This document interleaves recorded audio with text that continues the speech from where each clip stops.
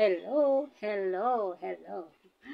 So guys, andito naman po ako sa inyong harapan ngayon. So, for today's video ay ating ipagpatuloy na ang ating umpisahang blouse na repair mga kananay. So, ito na po yung second part ng ating repair. So guys, hindi na po natin patatagalin. Let's get started! FG TV.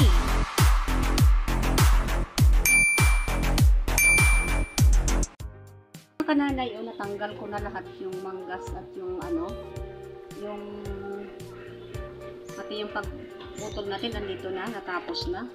Nandito yung mga manggas yung mga kananay. Pero may tanda tayo dito nga mga kananay dito sa isa. Ayan, may tanda tayo, may guhit tayo dito.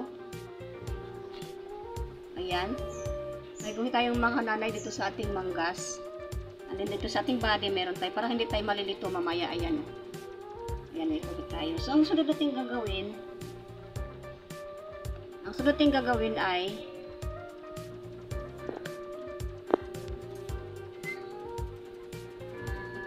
tatahiin natin ito mga kananay, itong facing kasi natanggal na siya. Tatahiin natin ito, nagkahiwa-hiwalay na. Tatahiin natin mga kananay, inahin natin itong sa gitna para hindi tayo twisted mamaya.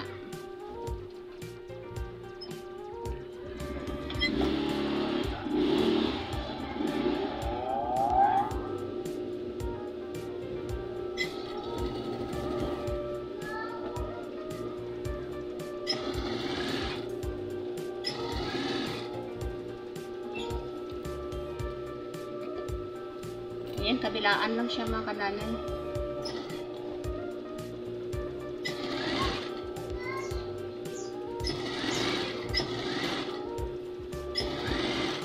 Ayan.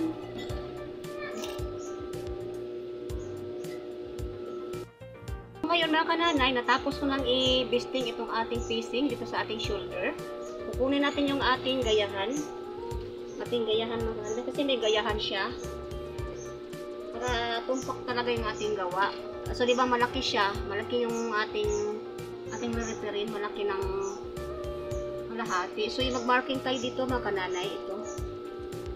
Marking tayo dito. Yan. Ito yung ating karayom. Ito yung ating allowance. So, yung allowance. Ganun din sa kabila, mga kananay. Ayan, o. Ito yung tamang sukat. Ito yung ating sewing allowance. Ayan. So, ngayon, gugupitin natin siya mga kananay. Dito lang tayo dahil yung niya, ikat na natin itong isa. Yan. Yan. Ito yung ating sewing allowance. Meron din sa kabila mga kananay.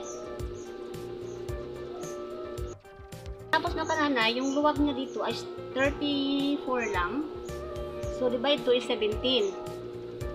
Kuha lang tayo nito ng 17 dito sa ating pinakaluwag ng kanyang damit. Dito sa kanyang bust.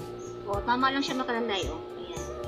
17. So, mag-marking tayo dito ng 1/4 lang dito makananay mula sa ating seam. Ito yung pinaka-seam mga kananay. Itong tahi. Ito yung tinatawag na seam. Itong tahi sa gilid. Kuha lang tayo ng 1/4. Ayan, 1/4 mga kananay. Ayan. I-check na natin kung magka-size lang bang ang baywang nito, yung kanyang luwag ng kanyang baywang. Check lang natin mga kananay. Pero mas malaki pa din mga kananay. Kuha lang tayo ng 1/4. Mag-marking tayo ng 1/4 dito. Sa kabila, ganun din.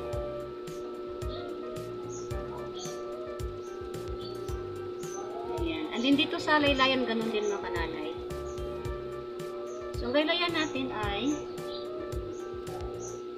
yung pinaka-hips niya mga kananay. Kuha lang tayo ng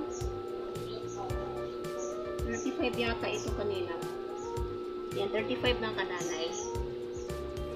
So, sukat tayo ng 35 dito sa pinaka-laylayan natin. Ayan. Ayan natin. tatapos ang ating video. So, abangan bukas ang ating part 3. So guys, kung bago lang po kasi yung channel, subscribe na mo kananay, like and share, and hit the notification button para updated po kayo sa aking masunod na mga tutorial.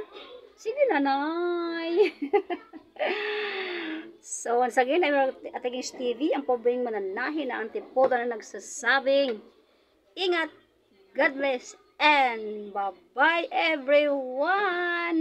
God bless sa ating lahat. Bye-bye!